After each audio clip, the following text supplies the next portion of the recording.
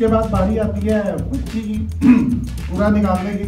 Ali senior engineer pandal में तशरीफ लाए। आपके लिए चैलेंज ये है हमारी जनता की तरफ से कि आपने जुबान पकड़ के गाना गाना है। कभी ऐसे बोलते हैं, कभी ऐसे बोलते हैं। शबाज साहब तशरीफ लाए, सीनियर इंजीनियर जिनके नाम में पेट्रोकीमिया है। 9 सेकंड आपने सिर्फ मार्केट आके हल्के दिखाना है। इखलाक साहब कहाँ है पंडाल में तशरीफ लाए। खालिद मलिक साहब से इंसेंटिव की दरख्वास्त करनी है।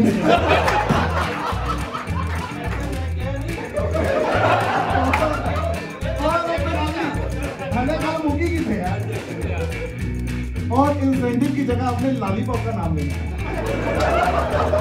प्लीज आतिफ साहब प्लीज मजमून सुनाना है और हर फिक्रे के आखिर में बाबा जी सियालकोट का Farhan Salim senior project engineer please pandal में तशरीफ लाइए। होटल से खाना खा लिया है लेकिन देने के लिए पैसे नहीं है और हो भी अकेले, क्या करोगे? ए होटल का मालिक है सैयद अली कामरान साहब प्लीज आ जाइए। सर आपने गाना बहुत सिंपल सा गा के आपने सिंपली नसीब को डालकर कोई भी अपना मनपसंद गाना सुना। अभी हम शेर साहब को इनवाइट करते हैं प्लीज। शेर साहब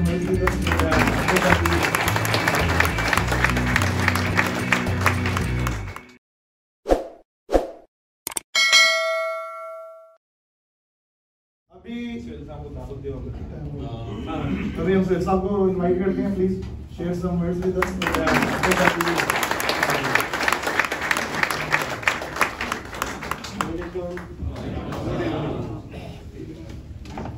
ये एक लंबी जर्नी है।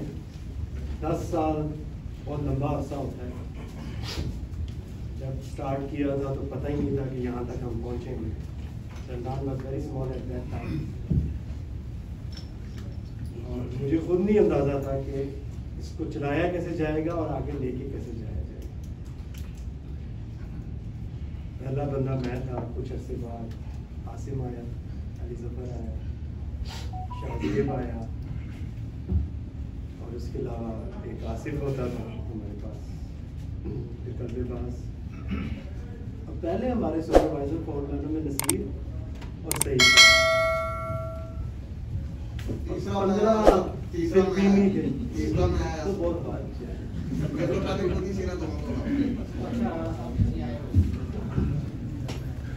10-15 फिल्मी हमने रखे। बहरहाल ये एक जर्नी है जिसको जो अनबिलीवेबल है, for me is really unbelievable. और ये मुमकिन ही नहीं था इसमें एफर्ट्स और कंट्रीब्यूशन ना होता, स्पेशली परवेज साहब। I was totally blind कि जी किस तरह इसको चलाया जाए। तो एक दिन मैंने ऐसे ही परवेज साहब से जिक्र किया, वो परवेज साहब हमारे साथ नहीं थे। हम एक लंच पे बैठे, वहाँ पे उन्होंने कहा कि मैं भी कुछ सोच रहा हूँ, कुछ चेंज करूँ। तो मैंने कहा हमारे साथ आ। परवेज साहब के आने से जो सबसे बड़ा फायदा ये हुआ कि मैं फ्रैंकली कंस्ट्रक्शन कर रहा था। Plant services was not my field. मुझे जो बुनियादी फायदा हुआ मुझे प्लांट सर्विसेज का हुआ। दूसरा उनकी जो एक अपनी मार्केट में वैल्यू थी, वो एक बहुत बड़ा वैल्यू एडिशन था। चीज़ें आगे बढ़ती गई और फिर आज मैं अगर पलट के देखता हूँ, it is really astonishing and unbelievable success. मुमकिन नहीं था कि इसमें उन लोगों की कंट्रीब्यूशन का जिक्र ना किया जाए जो ऑलरेडी हमें छोड़ चुके हैं। परवेज साहब का बहुत बड़ा रोल था उसमें, अली ज़फ़र का एक बहुत रोल था, इसमें कोई शक नहीं। वो एक टीम थी जिसमें हमें नज़र आता था कि एक यूनिटी है। फिर शकूर का एक रोल था, आसिम आज़म का रोल था। ये वो लोग थे जिन्होंने इस जर्नी में मेरे साथ कंट्रीब्यूट किया जो लॉन्ग रन में। Asif Javed, there is no exception at all. Asif, Asim, Bilal, मुझे याद है बिलाल जब शुरू में आया तो बिलाल कि ऊपर एक बहुत बड़ा प्रॉब्लम आ गया और उन्होंने कहा ये वीडियो बड़ी देखता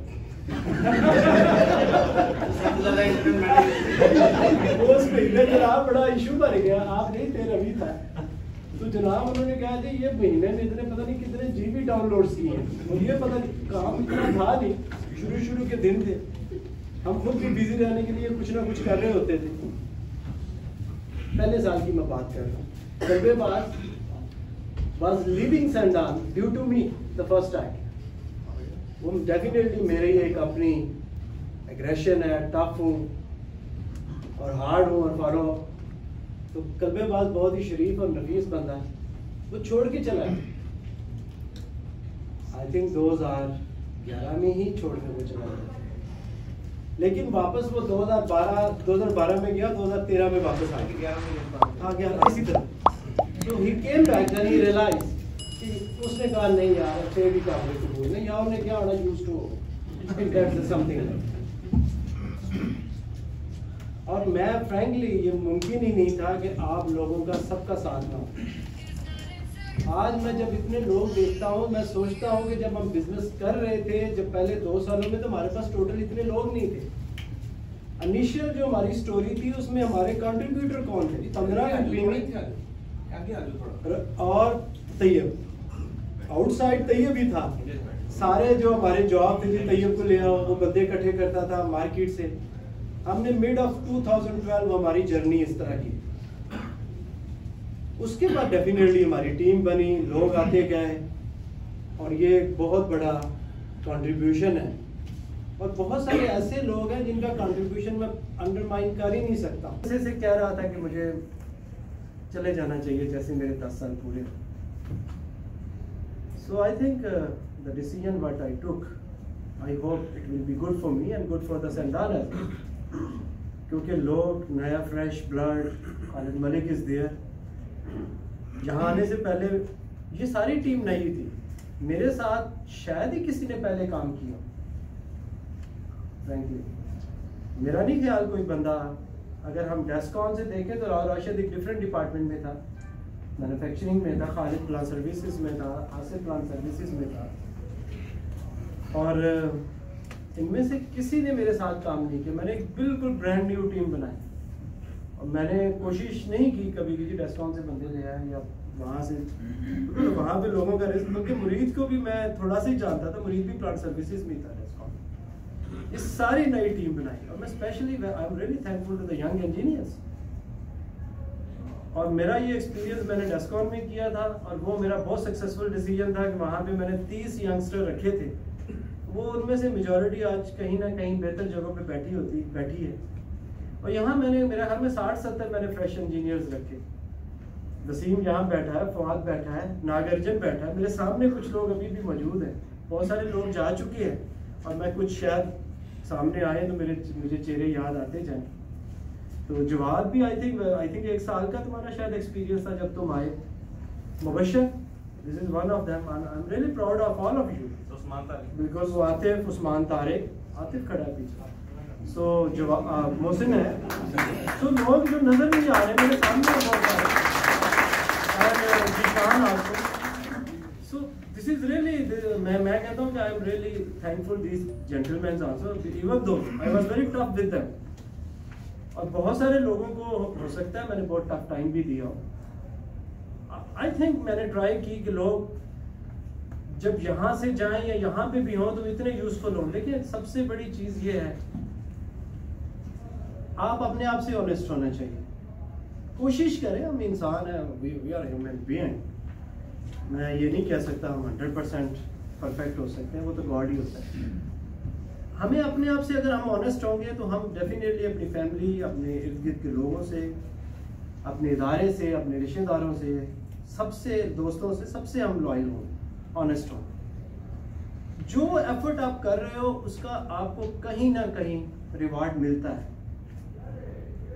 मैं समझता हूँ कि जो एफर्ट्स मैंने ओलियन डेस्कॉन में की थी was very tough time for me. मुझे बहुत सारे मसाइल रहे, डिफ़िकल्ट प्रोजेक्ट्स थे जिसको मुझे नहीं समझ आती थी वो कैसे ख़त्म होंगे, और फंसे हुए प्रोजेक्ट थे और वो ख़त्म किए और उसका रिवार्ड शायद मुझे उस हार्ड वर्क का एक, उससे पहले भी मैंने हार्ड वर्क किया, ये नहीं मैंने नहीं किया कभी भी, उसका मुझे संतान में मुझे रिवार्ड मिला। I look back, I am just thinking astonishingly the way the team was built, the plan for services flourish. मुझे शायद इतने लोग 10 साल पहले नहीं यहाँ जानते होंगे जितने इस मार्केट में अब लोग मुझे जानते हैं। मतलब frankly I'm telling you, if I want a job, maybe in half an hour I will get it. अगर मैंने जॉब कर ली, मुझसे बहुत सारे लोगों ने अप्रोच किया होगा पिछले एक हफ्ते में, हालांकि मैंने किसी को नहीं अप्रोच किया, लेकिन मेरी एम्बिशंस कुछ और है, मेरा प्लान कुछ और है। दुआ करें मैं इसमें कामयाब। तो लेकिन खुदा जाता हूँ, ने कहा था ना, मैंने अपने इरादों के टूटने से खुदा को पहचाना। हमें पता नहीं होता कौन सा फैसला किस वक्त कैसे होता। मैं आप लोगों से यही कहूँगा, जो चीज़ इतनी मुश्किल से बनती है ना, वो गिरती 2 मिनट में। वो सांपों वाली गेम देखी है ना हमने, वो 98 तक पहुँच गए एकदम। कितने आए हैं?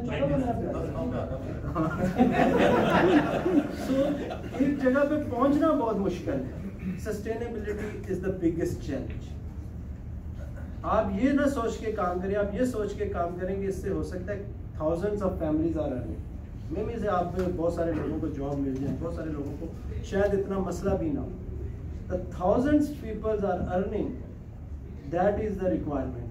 You have to play more better role. Even I am leaving, forget about it. मुझे कभी मेरी ज़रूरत पड़े, कुछ मदद हो, you will call me anytime, everybody. और लेकिन लाइफ कितनी है यार। पिछले दिनों मैंने एक कोट फेसबुक पे शेयर की थी कि ज़िंदगी इतनी छोटी नहीं है, आदमी समझना ही देर से शुरू करता है। वो जब तक रास्ते आपको समझ में आते हैं तो लौटने का वक्त आ चुका होता है। तो हम कोशिश करें कि अपनी ज़िंदगी को ज़्यादा यूज़फुल करें। और सर्विसेज ये नहीं है कि हमने सिर्फ अपने लिए सोचना, हम दूसरों के लिए सोचें। जब आप एफर्ट करते हो, ये हो ही नहीं सकता आपको उसका रिवार्ड ना मिले। I am ordinary man. मैं यूनिवर्सिटी में बहुत अच्छा स्टूडेंट नहीं था। एफएससी में जब मैं पहुंचा तो मुझे क्रिकेट का बड़ा शौक था। मेरा ख्याल था कि मैं शायद इमरान खान बन जाऊँ। This is my ambitions may at that. लेकिन पहला साल मेरा एफएससी का ज़ाया हो गया। मुझे बाद में एहसास हुआ यार मैं कुछ भी नहीं कर, ये maybe I will not be reach that level. मेरे एक कज़न ने मुझे समझाया, फिर मैंने पढ़ना शुरू किया। 1 साल मेरा ज़ाया हुआ एफएससी की इस बुनियाद पर। लेकिन मैं, वो शायद मेरी मेमोरी बड़ी अच्छी थी, तो आप लोग शायद कहते भी हो, तो उस मेमोरी की वजह से मैंने एफएससी किया। मैं इंजीनियरिंग यूनिवर्सिटी पहुँच गया। अब जिस शहर से मेरा तल्लक है उससे लियाकत का तल्लक, उससे इरफान का भी तल्लक। वो एक छोटा सा शहर है, इनको पता वहाँ से कितने लोग उस ज़माने में निकलते होंगे, वेरी फ्यू। अब मैं इंजीनियरिंग यूनिवर्सिटी पहुँच गया। वहाँ भी हमारा काम यही होता है, कभी क्लास में चले गए, कभी ना चले गए। ठीक है, चलते चलते इंजीनियरिंग भी कर ली। मतलब एक, मैं ये नहीं कहता वो बहुत आउटस्टैंडिंग स्टूडेंट था, मैं एक नॉर्मल स्टूडेंट। लीडरशिप शायद शुरू में सी थी। जब मैं 14 साल का था तो मैं एक अपने शहर की क्रिकेट टीम का कप्तान बन गया, which is astonishing at that time because people are not thinking कि जो 14 साल के बंदे को 30 साल के लोग उसको उनका कैप्टन। तो मैं जब प्रैक्टिकल लाइफ में आया, पहले 2 साल मुझे बहुत मुश्किल है। Construction is really tough. आप लोगों को भी ना कोई पर्सनल लाइफ, ना कोई फैमिली लाइफ। लेकिन फिर मैंने कहा अगर मैं इसी में रहना है तो I have to do something. और 26 साल हो गए मुझे। 10 साल सरदान के, 10 साल इंजीनियरिंग काइनेटिक्स लिमिटेड पाकिस्तान है, 4 साल डेस्कॉन किए हैं, 1 साल ट्रेनिंग, 3 साल ऑयल डेस्कॉन और 1 साल सेल्फ पावर। ये मेरी टोटल नौकरी है। अब मेरा ख्याल है मैं जहाँ भी दोबारा ये सब में मैंने 1 से ज़्यादा बार नौकरी की। सरदान कभी मैं छोड़ी तो लोग मुझे यकीनन दोबारा कॉल करते रहे। आप ये कोशिश ना करेंगे जी, देखें मेरे साथ ज़्यादती हुई है तो मैंने भी ज़्यादती करके दिखाई। Please play your role positive, think positively. अब मैं आपको एक बात बताऊं, जो प्लान होते हैं ना, आप उठा के देख लो, उनकी एनालिसिस कर लो। जो नाकाम प्लान होते हैं उनके 95% के पीछे सबसे बड़ी रीज़न होती है गोल्स का क्लियर ना होना। गोल्स का क्लियर ना, बाकी 5% हो सकता है एफिशिएंसी की वजह से, right person at the right place, poor planning, financial issues, और जो है इनकैपेबिलिटीज हो सकती है। लेकिन 95% जो फेलियर प्लान है उसकी रीज़न सिर्फ और सिर्फ आपके गोल्स का क्लियर ना हो। गोल्स सिर्फ ऑर्गेनाइजेशन की नहीं होते, पर्सनल भी होते हैं, फैमिलीज में भी होते हैं। मैं फिर बहुत सारे लोगों का शुक्रगुजार हूँ, क्योंकि बहुत सारे लोगों से मेरा बहुत लेट पाला पड़ा। जोहेब को मैं इसलिए थैंक्स कहता हूँ कि मेरे डिपार्टमेंट का नहीं था, लेकिन बेचारे ने काफ़ी सारे मुझे बर्दाश्त किया।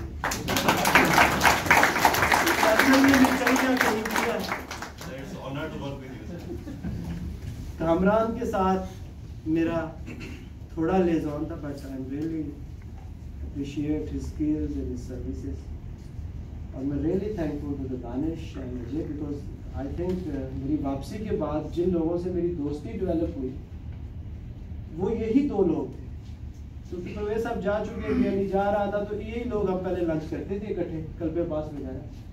जब मैं वापस जानसब से आया तो फिर तो शाहिद साहब, शाहिद अभी चूँकि यहाँ नहीं है, लेकिन डेफिनेटली खालिद मलिक भी उसी में का हिस्सा है। खालिद मलिक को कहने का जरूरत, is part of my team, part of my team, ठीक है ना। तो खालिद मलिक से थोड़ा सा टाइम गुजरा, but he is really hard worker. I am really appreciate. पिछले एक साल में मुझे पिछले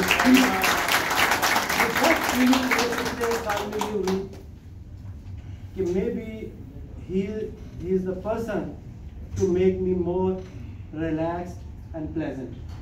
So I hope he will lead you well in future as well. And आप लोगों के लिए मेरी नई ख्वाहिशात हैं, मेरी दुआएं हैं, और सक्सेस स्टोरी ज़रूर मुझसे शेयर कीजिएगा। फेलियर ना कीजिएगा, क्योंकि फेलियर खुद ही उठते हुए पहुंच जाए। Thank you very much for everyone.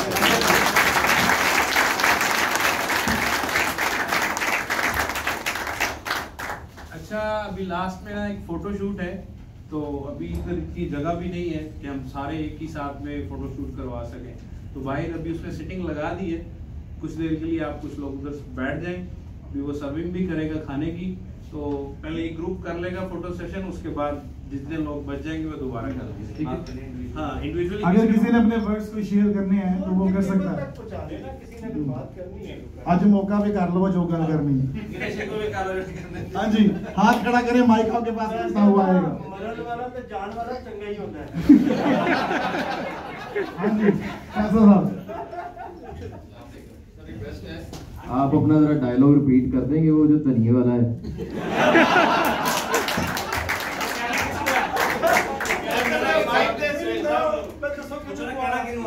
वो कहना क्यों है? वो दो डायलॉग हैं, एक धनिया, दूसरा कहानियां ना सुना।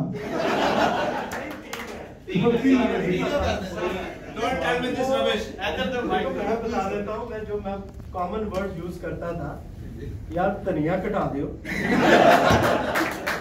एक वर्ड ये मैं यूज करता था। दूसरा मैं कहता जी स्वाद जी स्वाद ला के रखो।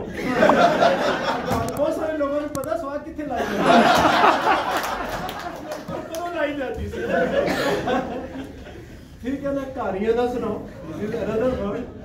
और एक फिक्र मैं और भी कहता रहा। Don't tell me this rubbish.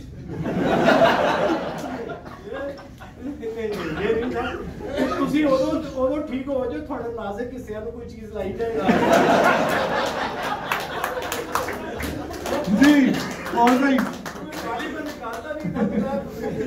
हाँ जी, हाँ जी, और कोई उम्मीदवार?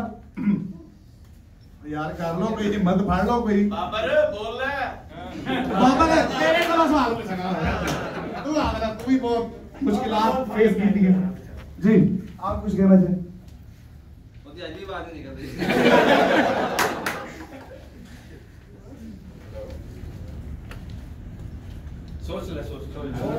बहुत कुछ सीखने को मिला सुहेल साहब के साथ काम करने के बाद।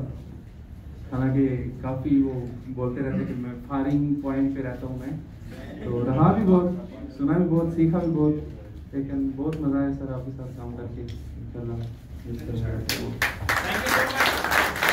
उसके बाद मैं दावत देता हूँ अशर साहब को, please share some words please sir. Gandhi की गड्डी जाना है यार।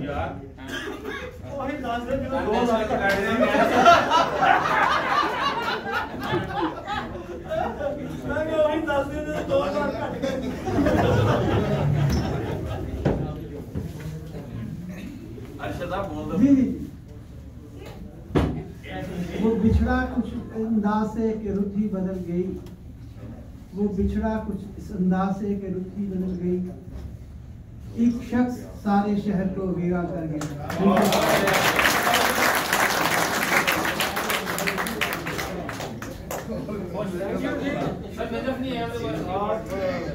नजब ने मुझे फोन करके बताया है कि वो डीएसपी हो गई है।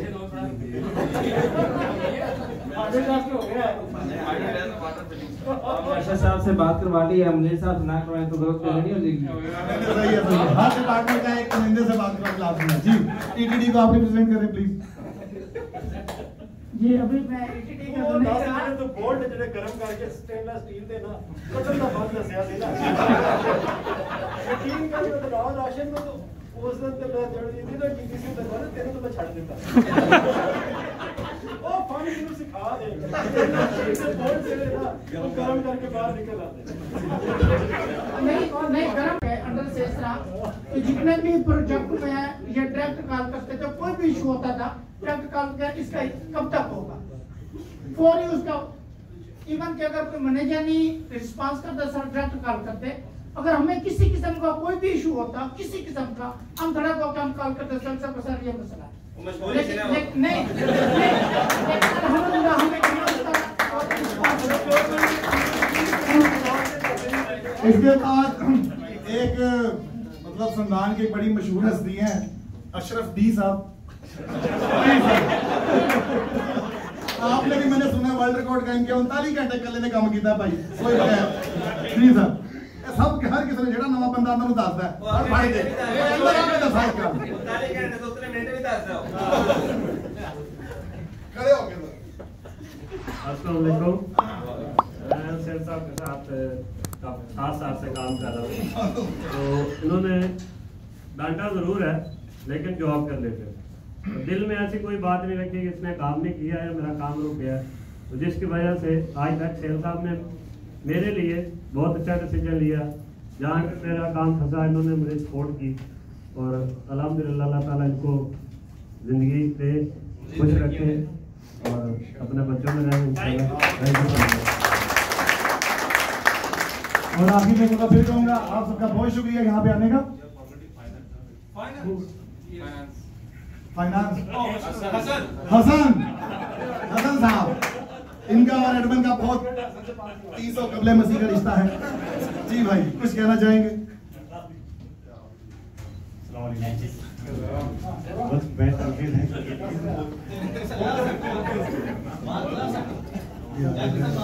ओके अभी एचएससी की तरफ आते हैं। जी शाहिद साहब प्लीज आप कुछ जरा कहना चाहेंगे? ओरिएंटेशन करवा दें थोड़ी सी।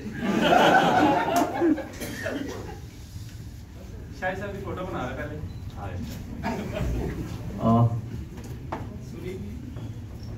एक्चुअली मेरे लिए सुहेल साहब के साथ काम करना, बहुत कम टाइम मैंने इनके साथ काम किया है, लेकिन इस दौर से गुजरना जो अभी के हालात है, ये लग रहा है कि एक बहुत ही की लीडर की जो है ना वो कमी होगी। एक ऐसा लीडर जो कभी भी अपने टीम को डिमोरल नहीं करता था, कभी भी अपने टीम को जो है ना चाहे जिस हालात में हो सपोर्ट करते के साथ उनको पुशअप कर देते हर सिचुएशन में। मैंने ऐसा अपने करियर में 12-13 साल की करियर में पहला ऐसा एक सीनियर रिप्रेजेंटेटिव, एक लीडर देखा जो प्रोजेक्ट पे मतलब राउंड द क्लॉक अगर जरूरत है तो 24 घंटे साथ में खड़े रह के उन्होंने काम करवाया है, जो एक ओनरशिप है, एक डेडिकेशन है। रियली हमारे लिए जो है ना एक मतलब एक आगे के लिए एक रास्ता है, एक गाइडलाइंस है जो हमें कमिटमेंट कमिटमेंट के साथ करनी चाहिए और अपनी चीज़ों को ओनरशिप ले करके उस चीज़ को उसके मतलब